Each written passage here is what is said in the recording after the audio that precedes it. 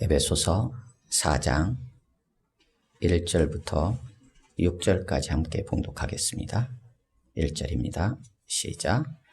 그러므로 주 안에서 갇힌 내가 너희를 권하노니 너희가 부르심을 받은 일에 합당하게 행하여 모든 겸손과 온유로 하고 오래 참음으로 사랑 가운데서 서로 용납하고 평안에 매는 줄로 성령이 하나 되게 하신 것을 힘써 지키라.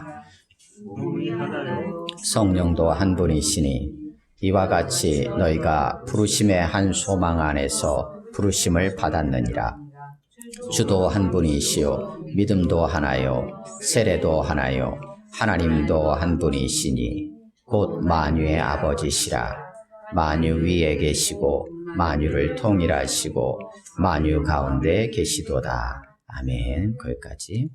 오늘은 1절에서 3절 말씀을 중심으로 3, 4분 정도 각자 묵상합니다. 거기까지 보시겠습니다.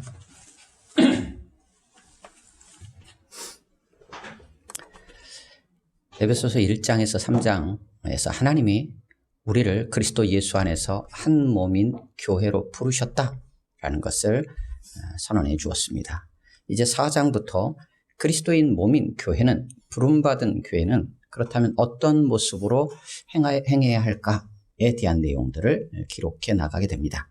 그러면서 오늘 4장 첫머리에서 4장 1절에서 6절까지 그 부르심에 합당하게 행할 것을 권합니다. 그리고 특별히 오늘 보면 2, 3절에서는 그 합당하게 행하는 데 있어서의 기본적인 지침을 제시해 주는 것처럼 보입니다. 오늘 1절은 이렇게 시작합니다. 그러므로 라고 시작합니다. 이 그러므로는 에베소서 전체를 크게 두 부분으로 나누는 중요한 접속사입니다.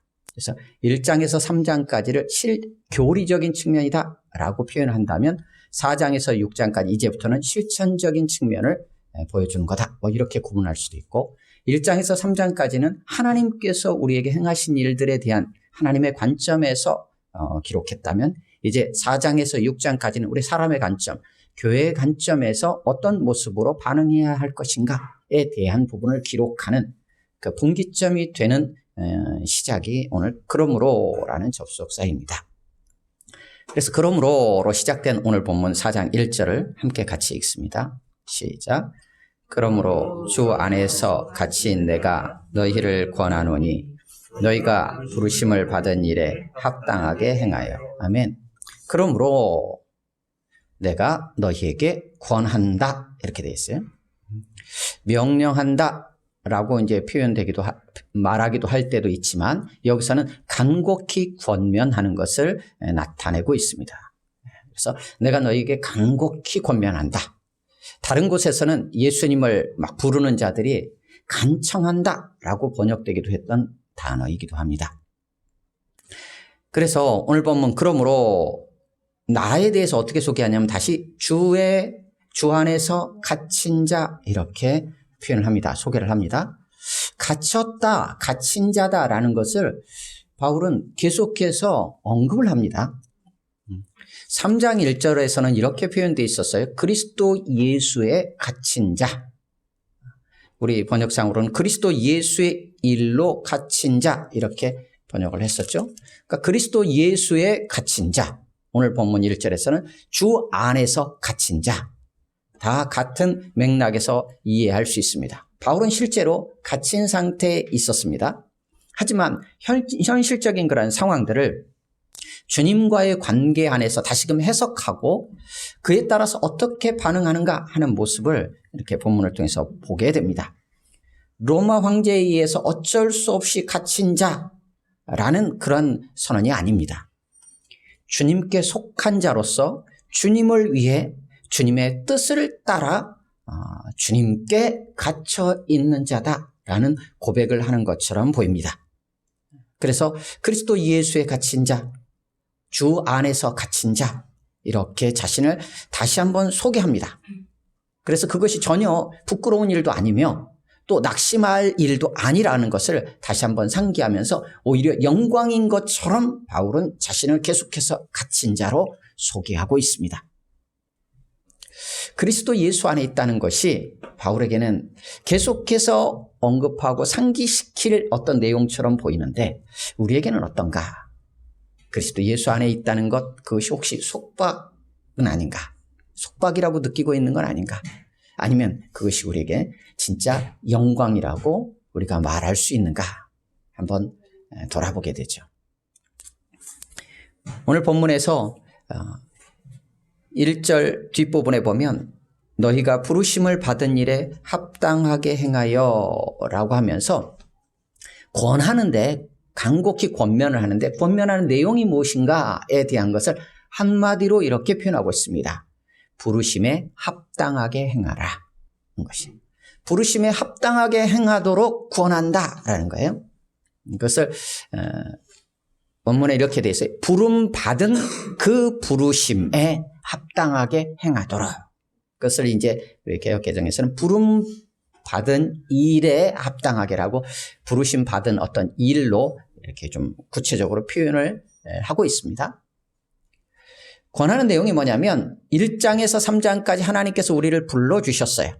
그렇다면 그 부르심에 맞게끔 행하도록 실제적으로 걸어가도록 권한다라는 것입니다.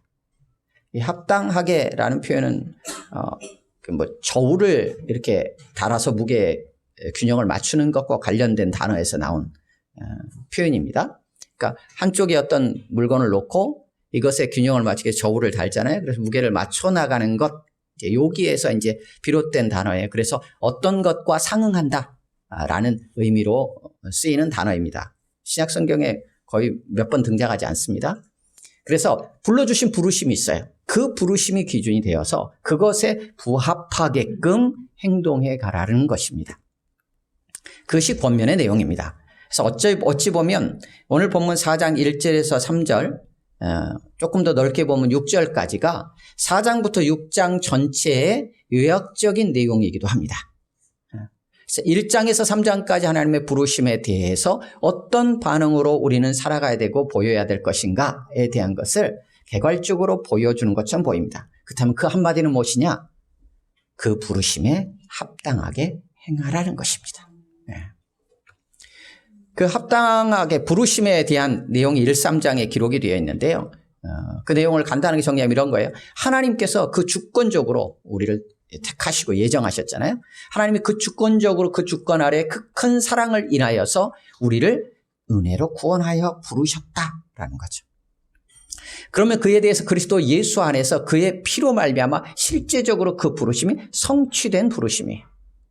뿐만 아니라 성령으로 말미암아 그것을 인쳐주시고 이제 서로 연결하여 함께 지어져 가도록 부르신 그 부르심입니다.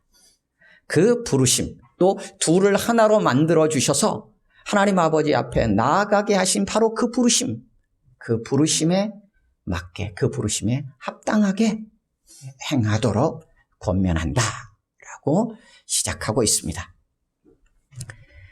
오늘 본문 1절에서 부르심에 합당하게 행하라 라는 것에 대해서 바울 서신에서 바울은 다른 서신들에서 조금 더 이렇게 다르게 좀 표현되어진 부분들이 있어요. 이렇게도 표현합니다. 복음에 합당하게 생활하라. 이렇게 됐어요. 복음에 합당하게. 그리스도의 복음에 합당하게 생활하라. 또 혹은 주님께 합당하게 행하라. 또 다른 곳에서는 하나님께 합당하게 행하라. 이렇게 합당하게라는 이 몇 번 안 나오는 단어가 이렇게 표현되어 있어요. 그러면 어찌 보면 다 같은 맥락 안에 있는 표현이라고 생각할 수 있어요.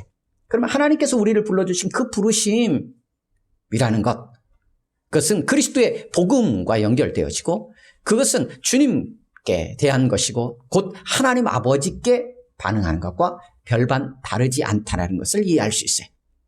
그 부르심에 합당하게 행한다는 것은 결국은 하나님 아버지 앞에 합당하게 행하는 것이고 그것이 주님께 합당하게 행하는 것이며 그것이 바로 그리스도의 복음에 합당하게 행하는 것이다 라는 것을 우리가 한번 생각해 보게 됩니다. 뿐만 아니라 1장 4절에서는 이렇게 처음 하나님 앞에 찬양할 때 표현하기도 했었습니다. 우리로 사랑 안에서 그 앞에 거룩하고 흠이 없게 하려고 그러니까 거룩하고 흠이 없는 자의 모습을 한번 생각해 보게 돼요. 뿐만 아니라 2장 10절에서는 선한 일을 위하여 우리가 지으심을 받았다. 그러기에 그 가운데서 선한 일들 가운데서 행하도록 우리를 불러주셨다.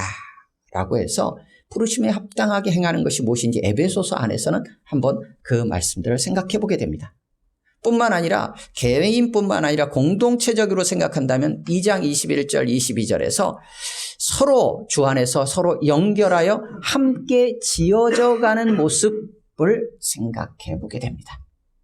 그것은 연합, 일치, 하나됨과 연결되어 있다고 우리가 생각해 보게 되죠. 우리는 과연 하나님께서 우리를 불러주셨어요. 하나님의 자녀로의 삶을 살아갈 수 있도록 복음을 허락하셨고 복음을 듣고 믿음으로 말미암아 이 자리에 있습니다. 그렇다면 우리의 삶에 살아가는 데 있어서 우리의 행함의 기준, 우리가 맞춰 나가야 될 기준, 그 기준은 과연 무엇인가? 우리는 그 기준이 다른 것에 있지는 않은가? 라는 생각들을 한번 돌아보면서 그 기준을 다시 한번 바로 재정립하는 게 필요해 보입니다.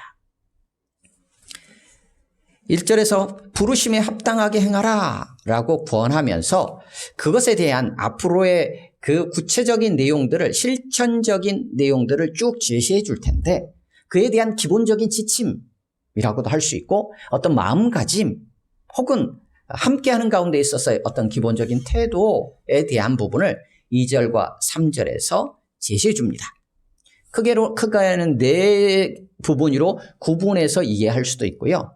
조금 묶어서 이해한다면 세 가지로 이해할 수도 있습니다. 그 첫 번째가 뭐냐면 2절에 모든 겸손과 온유로라고 되어 있습니다. 모든 겸손과 온유로.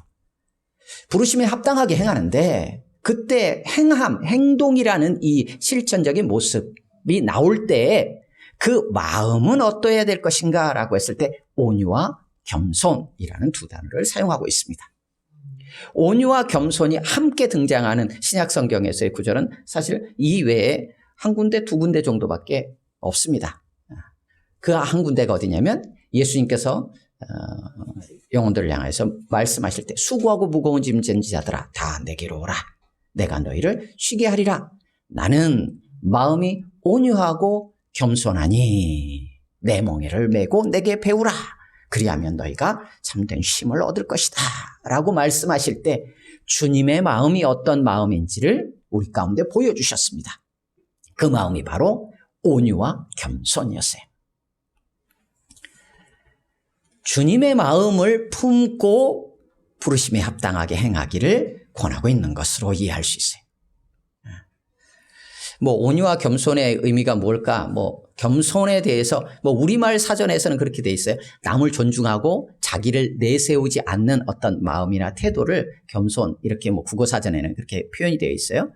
근데 이 겸손이라는 단어가 바울 서신 안에서 다른 곳에서 우리가 좀 어떤 생각을 가지고 이 단어를 사용하고 있는가를 한번 엿볼 수 있는 그런 구절이 있습니다. 그게 빌립보서 2장 3절이에요. 빌립보서 2장 3절에 제가 읽을게요. 보면 아무 일에든지 다툼이나 허영으로 하지 말고 오직 겸손한 마음으로 각각 자기보다 남을 낮게 여기고, 낮게 여긴다는 게 아니라 더 낮게 여긴다라는 거예요. 거기에서 겸손이 무엇인지를 한번 우리가 생각해 보게 돼요.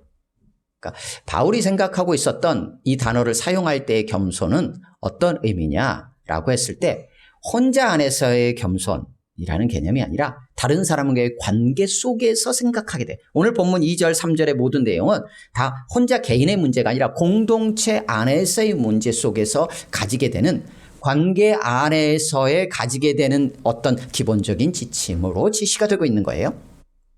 그러니까 부르심에 합당하게 행한다는 것은 개인적으로 어떤 일을 행하는 것이기도 하지만 그 개인적인 행동은 공동체 안에 하나님 불러주신 하나의 새로운 사람, 새로운 인류라고 표현하기도 하고 한몸 공동체, 교회 안에서의 관계 속에서 가져야 될 어떤 지침으로 제시되고 있는 것처럼 보입니다. 그래서 겸손이라는 단어도 다른 사람과 관련해서 어떤 일을 행할 때 그 속내, 그 동기하고 관련되어 있는 단어입니다. 그래서 낮은 마음과 연결해서 이해할 수 있어요. 낮은 마음. 그래서 예수님께서 자기를 낮추사 죽기까지 복종하셨다. 그래서 하나님께서 그를 높이셨다라고 빌립보서 2장에서는 기록을 하고 있죠. 그러니까 낮추는 자의 모습, 낮은 마음과 관련됩니다. 그래서 겸손에 대해서 오늘 본문 주제별로 보면 단어마다 주제와 관련된 내용들로 쭉 연결해서 이해할 수 있지만 개괄적이지만 나눌 수 있는 범위 안에까지 나누겠습니다. 이 겸손이라는 게 소극적인 측면으로 본다면 아까 빌립보서 말씀과 연결해서 경쟁심이나 허영심으로 무언가를 하지 않는 것을 말해요. 그래서 겸손과 대조적인 개념으로 교만하지 않는 것, 교만이 있죠. 그래서 교만하지 않는 것, 경쟁이나 허영심으로 무언가 일을 하지 않는 것, 그게 바로 겸손으로 이해할 수 있어요. 보다 더 적극적으로 겸손을 이해한다면 자기보다 남을 낮게 여기는 것이. 예수님의 모습에서는 요한복음 13장에서 예수님이 제자들의 발을 씻기시잖아요. 주와 선생이 되어 제자들의 발을 씻기시는, 낮은 마음으로 씻기시는 그 모습, 그것이 겸손의 적극적인 실천적 모습처럼 우리가 이해할 수 있습니다. 또 하나가 온유라고 등장을 합니다. 이 온유에 대해서 국어사전에 이렇게 돼 있어요. 성격이나 태도 따위가 온화하고 부드럽다, 이렇게 정의하고 있어요. 그런데 그냥 단순히 부드러움이라는 개념보다는 성경 안에서 우리가 이 온유에 대해서 이해한다면 이 온유는 죄악이나 불의에 대해서 반응할 때의 마음가짐과 관련된 것으로 이해할 수 있어요. 우리 성경 안에서의 온유라는 게 등장할 때는, 그러니까 어떤 다른 이의 어떤 죄나 혹은 불의한 모습을 보았어요. 그에 대해서 반응할 때 가지는 어떤 마음가짐, 그때 필요한 마음가짐이 온유다라고 표현하고 있어요. 혹은 자신 안의 불의, 자신 안의 죄악된 모습들에 대해서 반응할 때 가지는 어떤 마음가짐, 그러니까 합당한 마음가짐이겠죠. 그 마음가짐이 온유하고 연결되어 있는 것처럼 이해할 수 있습니다. 그래서 이 온유는 하나님 말씀하신 온유는 하나님의 다스리심, 하나님 다스리심 아래에 있는 어떤 힘이라고까지 말하기도 합니다. 그래서 민수기 12장에 보면 아론과 미리암이 모세 누이와 형인 아론과 미리암이 모세가 구스 여인을 취한 것을 보고는 막 모세를 비방하는 장면이 등장합니다. 그때 하나님께서 그들을 책망하시죠. 그러면서 뭐라고 모세에 대해서 평가하시냐면, 모세는 지면에 있는 모든 사람보다 온유함이 더하더라 라고 표현을 합니다. 그러면 그때의 이 모세의 무엇이 온유한가 라고 했을 때는 아론과 미리암이 모세의 그들이 볼 때는 불의함이라고 여겨졌던 어떤 모습, 그들이 볼 때는 그들의 상식선에서 가져야 되지 않을 것처럼 보였던 모세의 모습에 대해서 그들이 어찌 보면 분노한 거거든요. 분노해가지고 뭐라고 한 거예요. 그들의 반응이 온유하지 못한 거예요. 근데 모세는 어땠느냐? 이스라엘 백성들의 하나님께 불의하고 죄악된 모습에서 하나님을 떠나 있었던 모습 속에서도 그 안에서도 분노하면서 그들을 찾다기보다는 그들을 위해 중보하며 하나님 앞에 엎드렸던 그의 모습, 그게 바로 온유다라고 한번 생각해 보게 되는 거예요. 그래서 겸손이든 온유든 둘 다 누군가의 관계 속에서 있었던 문제들이에요. 그리고 온유는 특별히 자기의 불의한 모습에 대한 부분들도 합당한 반응으로 나와요. 그래서 자기의 불의한 모습들이 있기 때문에 어떻게 온유한 자를 하느냐? 자기 안에 하나님의 말씀을 심는다, 이렇게 말합니다. 우리는 어떤 마음으로 다른 이들을 대하고 행동하는가? 다른 이들의 어떤 연약한 모습이든 불의한 모습들을 보았을 때 어떤 마음을 가지는가? 어떤 감정으로 그것을 표출하는가를 한번 생각해 보게 돼요. 되돌아보게 됩니다. 2절 중반에 이렇게 돼 있어요. 오래 참음으로. 그러니까 덩어리로 이렇게 돼 있어요. 모든 겸손과 온유가 한 덩어리고요. 오래 참음으로 한 덩어리. 그 다음에 사랑 가운데 서로 용납하는 게 한 덩어리. 그리고 3절에 있는 내용이 한 덩어리. 이렇게 네 덩어리로 볼 수 있어요. 그런데 그 중에서 오래 참는 것과 사랑 가운데서 서로 용납하는 것은 묶어서 이해할 수 있어요. 우리 개역 개정은 이것을 묶어서 설명했습니다. 그래서 서로 용납하는 거예요. 서로 용납. 용납한다는 것 자체도 견디는 것과 관련되어 있어요. 서로 용납하는 거예요. 개인이 아니라 서로의 관계 속에서 상대방의 어떤 부분들에 대해서 내가 견디는 거예요. 참는 거예요. 용납하는 거죠. 그런데 거기에 필요한 두 가지를 얘기하는데 하나가 뭐냐면 오래 참는 게 필요하다. 인내가 필요하다는 것이고 또 하나는 뭐냐면 사랑이 필요하다고 얘기하고 있는 거예요. 그래서 마음은 어떤 마음을 가져야 되느냐? 온유와 겸손한 주님의 마음이 필요하고 그 안에서 서로를 대할 때 상대방이 하는 행동에 대해서 나는 어떤 기본적으로 자세를 가져야 되냐? 용납의 자세가 필요하다는 거예요. 그리고 그걸 통해서 최종적으로 어떻게 나아가야 될 어떤 보다 더 적극적인 측면이 3절에 있는 것처럼 힘쓰는 거예요. 지키도록. 무언가를 지키도록 힘쓰는 거예요. 그 지켜야 될 내용은 뭐냐면 하나됨, 성령이 하나 되게 하신 것, 성령의 일치, 연합, 하나 되게 하신 것을 지키도록 힘써야 한다는 거예요. 그 방향으로 우리가 행동해야 한다라고 안내해 주고 있습니다. 오래 참는 것도 마찬가지입니다. 이 또한 개인적인 어떤 문제라기보다는 무언가 자신과 맞지 않는 어떤 것에 대해서 내가 노하지 않는 것과 관련이 되어 있어요. 그래서 나하고 맞지 않는데 내가 그것을 분노하고 격노하지 않고 그리고 그것을 견뎌내는 것과 관련된 단어가 오래 참음입니다. 오래 참. 사랑 가운데서 서로 용납한다. 이 또한 이것도 마찬가지예요. 서로 다른 생각, 말, 행동이 가득한 공동체 안에서 서로에게 취해야 될 태도로서의 모습이 뭐냐면 용납이라는 거예요. 용납. 그래서 서로가 서로를 용납하는 것은 정말 인내를 가지고 사랑으로 하지 않으면 불가능한 것처럼 보입니다. 함께하는 공동체 내에서 서로 다른 모습들로 인해서 수없이 부딪힘이 생기게 됩니다. 그 부딪힐 때 내가 취해야 될 행동이 뭐냐면 용납하는 거라는 거예요. 용납. 우리는 자신과 다른 생각이나 말, 행동을 하는 이들에 대해서 어떻게 반응하는가?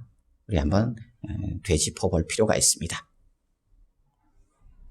그래서 이런 사실 내용들은 일반 세상적인 어떤 가치관이나 세상에서 말하고 있는 일반적인 어떤 반응들, 이 시대엔 더더욱이나 자기의 목소리를 내는 이 시대 속에서는 고개를 갸우뚱하게 하고 쉽지 않고 우리가 받아들이기 어려운 부분일 수도 있습니다. 하지만 하나님께서 우리를 불러주셨기에 과연 우리는 어떻게 반응해야 되는가를 돌아봐야 됩니다. 2장 1, 2, 3절에서 그렇게 있죠. 허물과 죄로 죽었던 우리들이었어요. 그런 너희가 그때 행했던 일들이 있었다라고 해요. 행했던 일들. 그러니까 허물과 죄로 죽었던 때 행하던 일들이 아니라 이제 4장 1절로 넘어오면서 우리가 행해야 할 일이 있다라는 거예요. 그때는 어떠냐? 세상 풍조를 따랐었고 공중의 권세 잡은 자의 그 통제 아래에 있었어요. 하지만 이제는 우리는 부르심, 하나님의 부르심에 합당하게 행해야 되는 거예요. 똑같이 행하며 살아가는데 무엇을 기준으로 하고 무엇에 맞춰서 우리가 살아갈 것인가 하는 것은 우리의 자리가 옮겨졌기 때문에 이제는 사망의 자리에 있는 자의 삶의 기준을 따른 것이 아니라 생명 있는 자로 옮겨진 자의 기준을 따라서 행하는 것이 마땅하다는 거예요. 그런데 여전히 우리의 마음과 우리의 기본적인 삶의 어떤 배어있는 것들은 예전의 모습들이 그대로 있죠. 그래서 뒤로 넘어가면서 옛사람을 벗어버리라, 새사람을 입으라 이렇게도 표현을 합니다.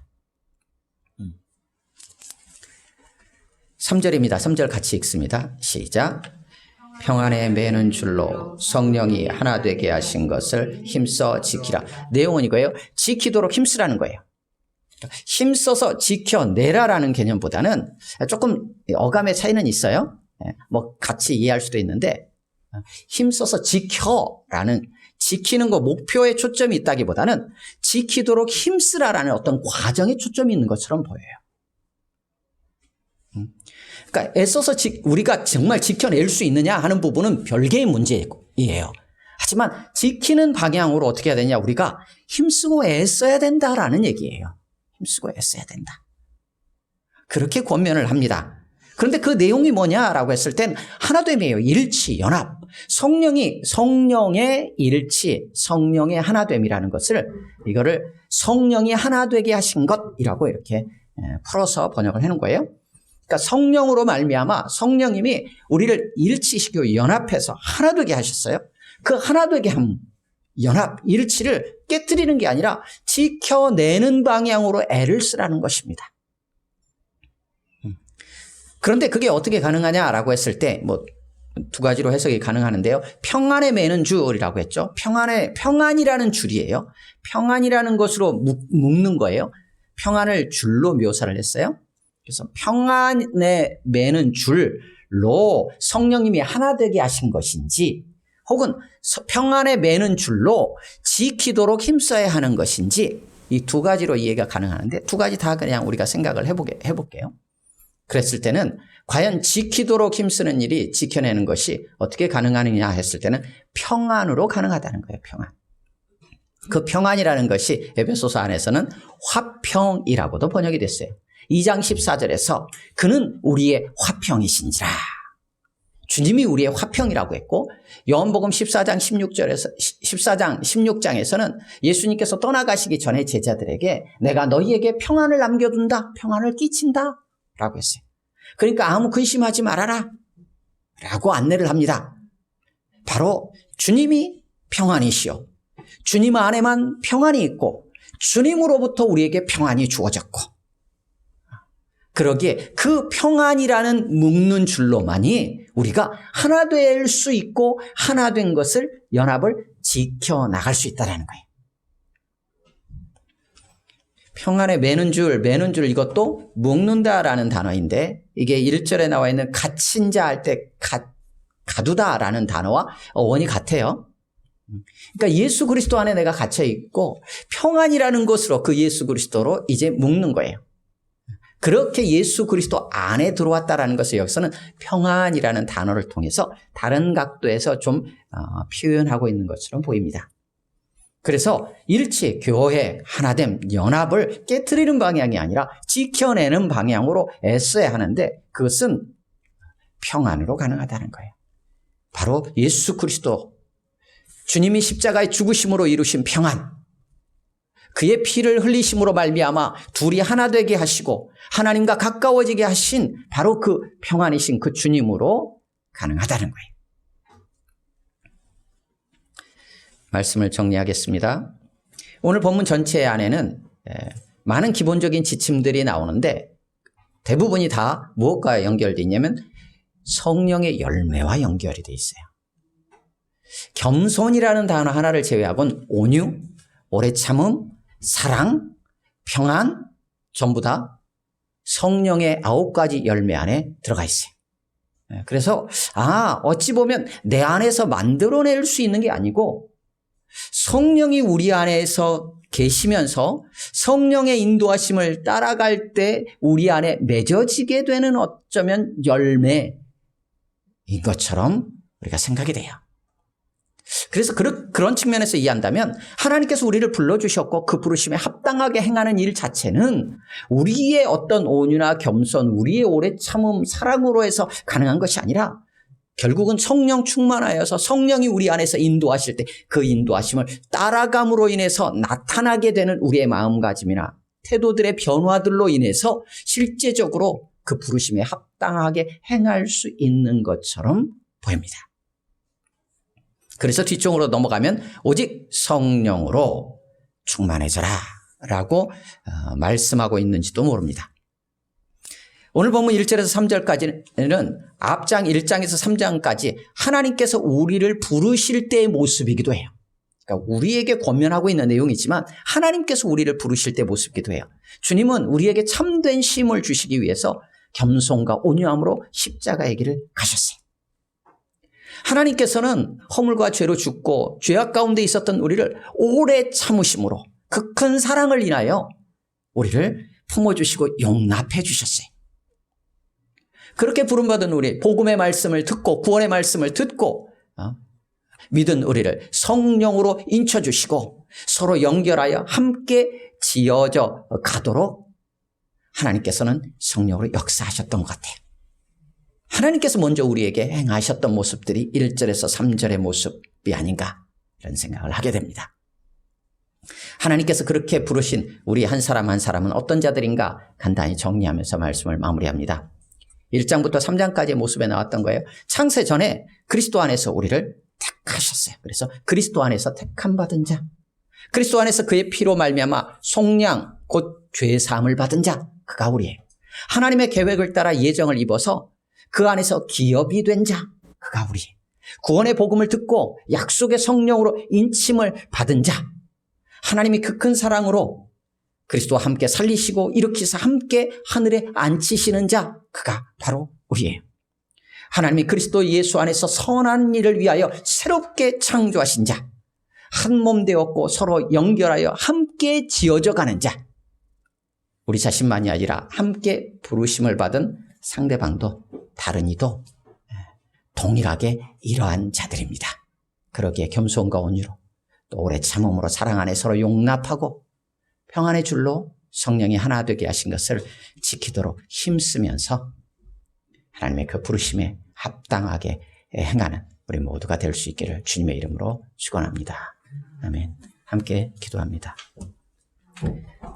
오늘 말씀을 기억하면서 하나님께서 이러한 모습으로 우리를 불러주셨음을 기억하고 우리 또한 그에 합당하게 행하고 나아갈 수 있도록 성령 하나님 충만히 임하시고 우리를 인도해 주십시오.